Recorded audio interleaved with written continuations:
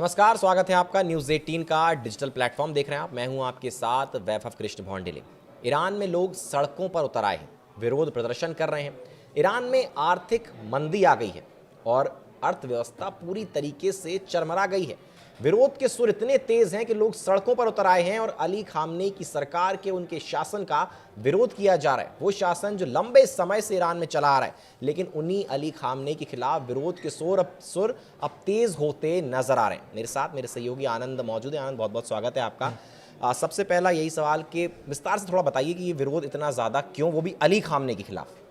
दरअसल क्या हुआ कि आप भी जानते हैं कि ईरान में जो है कि 1979 के बाद से अली खामनेई गद्दी पर विराजमान हैं और वो अभी तक सत्ता में मतलब एक सुप्रीम लीडर के रूप में अभी तक वो मौजूद हैं उस गद्दी पर। लेकिन इस दरमियान बहुत सारे प्रतिबंध ईरान पे लगे हुए हैं और यही कारण है कि ईरान में आर्थिक मंदी आ चुकी है। आर्थिक मतलब इतनी गंभीर आर्थिक संकट आ चुकी है कि वहाँ पर दुकानें लोग बंद करने के लिए मजबूर हो चुके हैं। और इसका कारण जो है ये स्नैपबैक मैकेनिज़्म जो मैकेनिज्म जो नए लागू हुए हैं, हम लोगों ने इस पर बहुत सारे वीडियो बना चुके हैं। स्नैपबैक मैकेनिज्म है क्या और क्यों है, उसका जरूर आप देखिएगा तो आपको समझ में आ जाएगा स्नैपबैक मैकेनिज्म है क्या। लेकिन स्नैपबैक मैकेनिज्म का वो जो दूसरा चरण था वो जो लागू हुआ है, उसके कारण से नए सारे प्रतिबंध जो थे वो लगे ही हैं। और ट्रंप ने जो शासन में आने के बाद से जिस तरीके से ईरान पर नकेल कसा है, उससे और आर्थिक संकट आ चुकी है।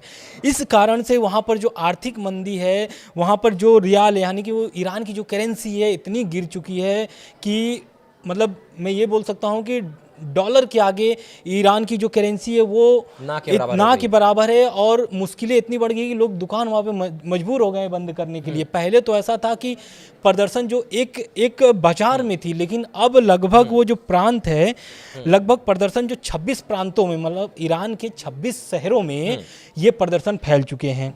अब इस मामले को लेकर के जो खामनेई साहब हैं, खामनेई साहब का इस पर बहुत सारे प्रतिक्रिया आ चुके हैं।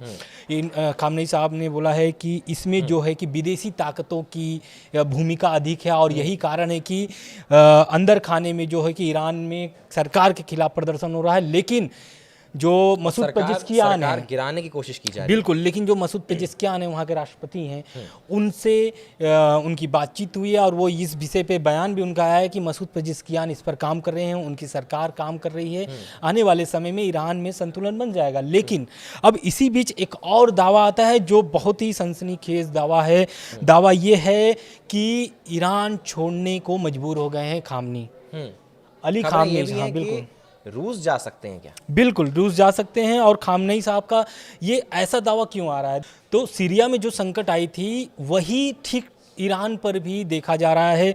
और दावा ऐसा है कि खामनेई साहब जो है कि रूस जा कर के बच सकते हैं। और ये पूरा जो कॉपी पेस्ट किया गया है पूरी मतलब ये जो भूमिका या फिर खामनेई साहब के खिलाफ जो ये रिपोर्ट सामने आई है, ये यही दावा कर रही है कि बशर अल असद जो थे, जो कुछ पैसा लेकर के सीरिया का खजाना लेकर के रूस में जाकर के बस चुके हैं।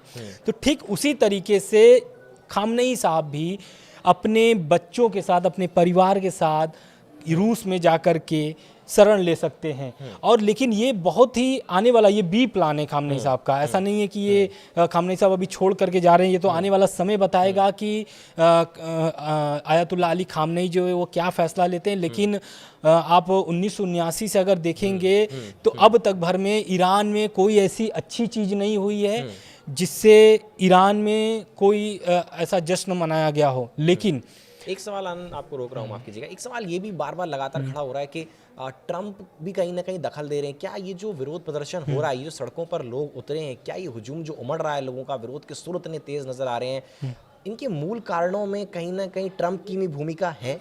बिल्कुल भूमिका है।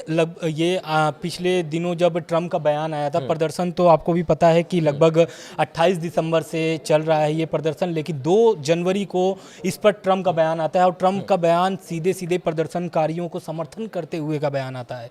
प्रदर्शनकारियों को समर्थन इसलिए मैं बोल रहा हूँ क्योंकि ट्रंप बोलते हैं ईरान के सरकार को कि अगर एक भी प्रदर्शनकारी पर गोली चलती है तो इसका अंजाम ईरान सरकार को भुगतना पड़ेगा। एक तरीके से पूरा समर्थन जो प्रदर्शनकारी हैं उसको देते हैं, डोनाल्ड ट्रंप कर रहे हैं। बिल्कुल। और भी कोई वॉर होती है उसमें डोनाल्ड ट्रंप की भूमिका होती है कुछ ना, बिल्कुल, या तो और पक्ष में या विपक्ष में। बिल्कुल, आप देखे भी होंगे पिछले साल जब जून में 12 दिनों की युद्ध चली थी जिसमें अमेरिका का B-2 बॉम्बर्स वहां पर बम बरसाता है और ऐसा दावा भी करता है कि ईरान के जो न्यूक्लियर प्लांट से वहां पर उसको तबाह कर दिया गया है। हालांकि इसकी बहुत सारी वीडियो आपको मिल जाएंगी, आपको पता देख लीजिएगा अगर उसको आपको जानना हो कि क्या अमेरिका ने किया था। बिल्कुल, लेकिन अब क्या है कि ये जो प्रदर्शन शुरू हुआ है, पहले तो ऐसा था कि इजराइल और अमेरिका इस तरीके से दबाव बनाते थे, लेकिन अब जो है खामनेई साहब को डबल अटैक एक तरीके से हम बोल सकते हैं, क्योंकि इजराइल अमेरिका तो अटैक कर ही रहा है, अब जो है कि वहाँ के जो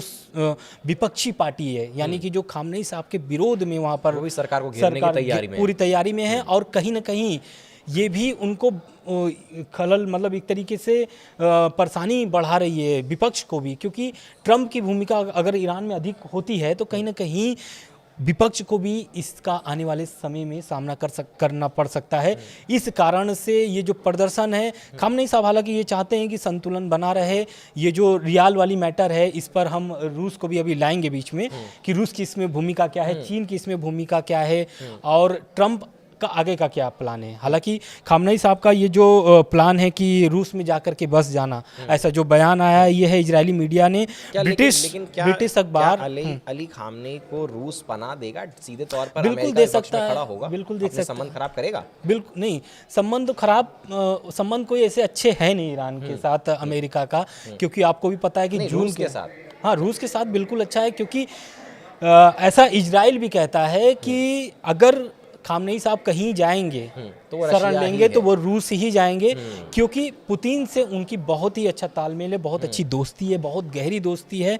और कहीं ना कहीं अगर खामनेई साहब अगर ईरान छोड़ते हैं तो उनको रूस में ही पनाह लेना पड़ेगा। आप पुराना उदाहरण जैसा मैंने सीरिया का आपको बताया कि सीरिया में बशर अल असद भी वहाँ के जो शासक थे, राष्ट्रपति थे, वहाँ पर भी रूस में ही जाकर के शरण लिए। लगभग 1 साल होने वाले हैं और आप देखिए वहाँ पर सुरक्षित हैं, वहाँ पर महसूस बढ़िया अपना जीवन जी रहे हैं। लेकिन अब ये जो मैं दावा कर रहा हूँ, या फिर ये मैं तो दावा नहीं कर रहा हूँ, ये इजरायली मीडिया के ने ब्रिटिश अखबार द टाइम्स ने के हवाले से ये दावा आया है कि ईरान के जो सुप्रीम लीडर हैं आयतुल्लाह अली खामनेई सरकार गिरने की स्थिति पर अपना ये नया प्लान बनाए हैं, जो बी प्लान है।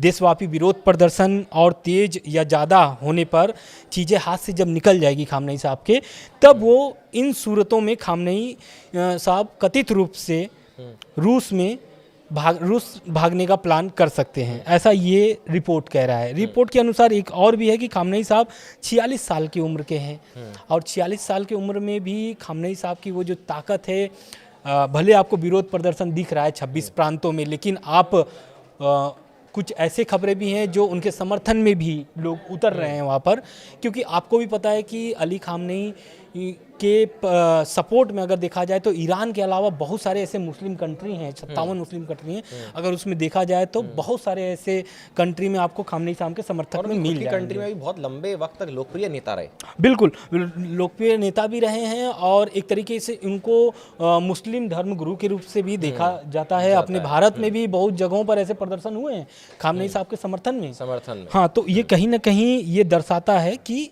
खामनेई साहब जो है कि ईरान का ये जो ऐसा इजराइल का जो ऐसा दावा है, जो अखबार दावा कर रहा है ब्रिटिश अखबार द टाइम्स, ये आने वाले समय में स्पष्ट होगा कि क्या खामनेई साहब जाएंगे या नहीं जाएंगे। लेकिन ऐसा और एक दावा आ रहा है कि अरबों डॉलर रूस लेकर के जा सकते हैं खामनेई साहब। ईरान के कट्टर दुश्मन कहे जाने वाले इजराइल के खुफिया अधिकारी बेनी सबित ने कहा है कि अली खामनेई रूस के लिए रवाना होंगे, क्योंकि उनके लिए कोई दूसरी जगह नहीं है और वह पुतिन की तारीफ करते रहते हैं और पुतिन के समर्थन में बात करते हैं। हर एक चीज़ जो होता है, अभी तक आपने देखा होगा कि जून से पहले एक डील हो रही थी अमेरिका से ईरान की, न्यूक्लियर डील, हालांकि वो बात बनी नहीं, अधूरे पर ख़त्म हो गई। ट्रंप इसको लेकर के भी खपा हैं, क्योंकि ट्रंप चाहते थे कि न्यूक्लियर डील हो जाए। और न्यूक्लियर डील में भी आप देखेंगे तो JCPOA का जिक्र आएगा, क्योंकि JCPOA जो ये है ये 2015 में जब अमेरिकी सरकार के राष्ट्रपति जो थे उन्होंने लेके आया था, ओबामा साहब ने लेके आए थे। उस दौरान लगभग 2018 में जब ट्रंप आते हैं तो ट्रंप जो है उसको खारिज कर देते हैं, फिर JCPOA के तहत वो निकल भी जाते हैं, अमेरिका निकल भी जाता है। लेकिन उसमें कुछ सदस्य ऐसे हैं जो उसमें JCPOA में उनके समर्थन में भी बात करते हैं, और वही JCPOA के लेकर के रूस अमेरिका जो है कि न्यूक्लियर डील करना चाह रहा था ईरान से, और उसमें ये दावा था कि ईरान जो है न्यूक्लियर प्रोग्राम अपना न चलाए, परमाणु बम न बनाए। यहाँ तक कि ट्रंप ने ये भी ऐसा मतलब मांग किए थे कि जो ईरान अपना बैलिस्टिक मिसाइलें बनाता है वो भी बंद कर दे, उस पर भी प्रतिबंध लगाने की बात कही थी। हालांकि इससे पूरा सिरे से खारिज कर दिया गया है, और यही कारण है कि गंभीर आर्थिक जो संकट आई है प्रतिबंध के कारण से आई है। डॉलर मजबूत हुआ है, और इतना मजबूत हुआ है कि ईरान की जो करेंसी है वो कौड़ी के भाव हो गया, मतलब उसकी कोई भाव ही नहीं है। और जब भाव ही कोई चीज़ का नहीं होता है तो फिर बाजार में उसका कोई कीमत नहीं होती है। आपको भी मालूम होगा इस विषय पर। बिल्कुल आनंद, एक ये भी सवाल है कि जब भी जियोपॉलिटिक्स की बात आती है तो कुछ बड़े नाम हैं, जैसे कि रशिया हो गया, अमेरिका हो गया, चाइना हो गया। तब चाइना पे आते हैं ज़रा, चाइना का इसमें कितना रोल हो सकता है और क्या रोल हो सकता है? देखिए, चाइना के साथ ईरान का बहुत सारे ऐसे प्रोग्राम अभी चल रहे हैं, और जैसा कि मैंने जिक्र किया कि प्रतिबंध को लेकर के, तो चाइना जो है कि ईरान का बहुत समर्थन करता है, और चाइना जो है ईरान से बहुत सारे तेल भी लेता है, उनके निर्यात भी होते हैं। और कहीं ना कहीं आप हमेशा से देखे होंगे कि जब भी अटैक होता है ईरान पे या ईरान पे कोई भी ऐसे प्रतिबंध लगते हैं तो रूस और चीन, उत्तर कोरिया, ये तीनों देश जो कि आते हैं साथ में। रह गई बात ब्रिक्स सम्मेलन की, तो ब्रिक्स सम्मेलन में आपको भी पता है कि उसमें दक्षिण अफ्रीका, भारत, चीन, ईरान, रूस, ये सभी देश जो हैं कि उसके सदस्य हैं। और यही कारण है कि ट्रंप इसको लेकर के बहुत खफा थे, क्योंकि ब्रिक्स सम्मेलन को वो एकदम से मतलब एक तरीके से दुश्मन मानते हैं, क्योंकि उसमें ईरान, रूस, चीन तीनों हैं, उसमें भारत भी सदस्य है हालांकि। लेकिन अब उसमें पहले भी इस पर एक खबर हम लोग बना चुके हैं कि ब्रिक्स सम्मेलन को लेकर के ब्रिक्स जो है, ब्रिक्स जो देश है वो एक अपना करेंसी लेके आना चाहता है और उसी में व्यापार करना चाहता है। हालांकि ब्रिक्स की जो देश है वो आपस में जो है कि अपने ही करेंसी में व्यापार करते हैं, और ट्रंप को अपना डॉलर मजबूत करना है, तो कहीं ना कहीं ईरान की जो है वो एक तरीके से नकेल कसने में एकदम कोई भी कसर नहीं छोड़ रहे हैं। और आप यही देखिए कि आने वाले समय में लगभग आप अगर 2018 में जब ट्रंप थे तो उस समय भी ईरान पर कोई भी ऐसा मतलब रवैया ऐसा नहीं था कि जो ईरान के पक्ष में, कोई भी ऐसा रवैया नहीं था। आने वाले समय में भी आप देख रहे हैं कि और मजबूत होंगे, मतलब प्रतिबंध और भी लगा सकते हैं, क्योंकि ट्रंप का अब जो है सीधे सीधे ईरान के प्रदर्शनकारियों को समर्थन मिलना, कहीं ना कहीं ईरान में सरकार का जो एक तरीके से तख्ता पलट वाली बात हो रही है, कहीं आने वाले समय में ये सच भी ना हो जाए। बिल्कुल, देखिए किस तरीके से ईरान में प्रदर्शन हो रहा है, आर्थिक मंदी आई है, अर्थव्यवस्था पूरी तरीके से चरमरा गई है। सब कुछ विस्तार से हमने आपको बताने की कोशिश की है। रूस का क्या रोल होगा, रूस जाएंगे अली खामनेई, नहीं जाएंगे? हालांकि खबरें हैं कि जा सकते हैं और काफ़ी बड़ी मात्रा में पैसा दौलत लेके जा सकते हैं। वहीं डोनाल्ड ट्रंप का कितना रोल होगा इसमें, क्या प्रदर्शनकारियों को उसमें उनका कितना रोल है, साथ ही चाइना का रोल क्या हो सकता है, तमाम मुद्दों पर विस्तार से हमने चर्चा की। फिलहाल के लिए हमारे साथ इस वीडियो में जुड़ने के लिए बहुत बहुत शुक्रिया आपका।